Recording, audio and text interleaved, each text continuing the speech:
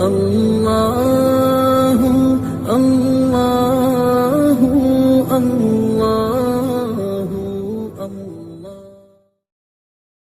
ایک مرتبہ دہلی میں سخت قحط پڑا، بارش نہ ہونے کی وجہ سے کھیتوں میں فصل بھی نہ ہوئی اور درختوں پر پھل بھی نہ ہوئے۔ لوگ کھانے کے لیے روٹی کو ترسنے لگے۔ ہر شخص بارش کی دعائیں مانگتا مگر آسمان پر بادل نظر ہی نہ آتے۔ علماء شہر نے مشورہ کیا کہ شہر کے سب لوگ ایک دن کھلے میدان میں جمع ہوں، عورتوں اور بچوں کو بھی ساتھ لائیں، میدان میں نماز استسقاء ادا کرنے کے بعد اپنے گناہوں سے توبہ کریں اور بارش کی دعا کریں۔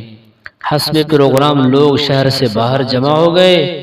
سخت گرمی اور چلچلاتی دھوپ نے سب کے چہروں کو جھلس کر رکھ دیا۔ نماز ادا کی گئی، مردوں عورتوں نے رو رو کر بارش کی دعائیں مانگی، مگر آسمان پر دور دور تک بادل کے نشان نظر نہ آئے۔ معصوم بچے تڑپنے لگے، جانور بھی پانی کو ترسنے لگے، لوگوں کا رو رو کر برا حال ہو گیا۔ صبح سے عصر تک یہ عمل جاری رہا مگر امید کی کرن نظر نہ آئی۔ جس وقت دعا مانگتے ہوئے مخلوق خدا خوب رو رہی تھی، اس وقت ایک مسافر نوجوان اس میدان کے قریب سے گزرا۔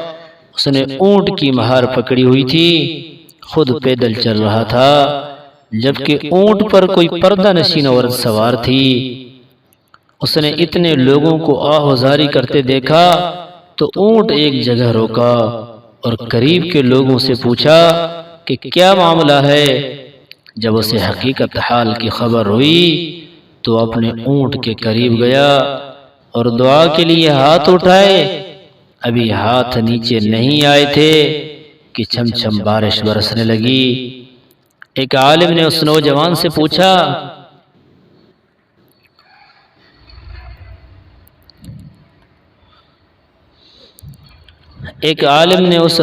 سے پوچھا کہ آپ کتنے خوش نصیب اور مستجاب الدعوات انسان ہیں۔ اس نے جواب دیا کہ در حقیقت اونٹ پر میری والدہ سوار ہے۔ میں نے اپنی والدہ کی چادر کا ایک کونا پکڑ کر اللہ تعالیٰ سے دعا مانگی، اے پروردگار عالم، یہ میری نیک اور پاک دامن والدہ ہے، آپ کو ان کی پاک دامنی کا واسطہ دیتا ہوں، اپنے بندوں پر بارش برسا دیجئے۔ ابھی میرے ہاتھ نیچے نہیں آئے تھے کہ بارش برسنے لگی۔ معلوم ہوا کہ پاک دامن اللہ تعالیٰ، پاک دامنی اللہ تعالیٰ کے ہاں اتنا مقبول عمل ہے، اگر اس کو اللہ تعالیٰ کے حضور پیش کریں تو پروردگار دعاؤں کو رد نہیں فرماتے۔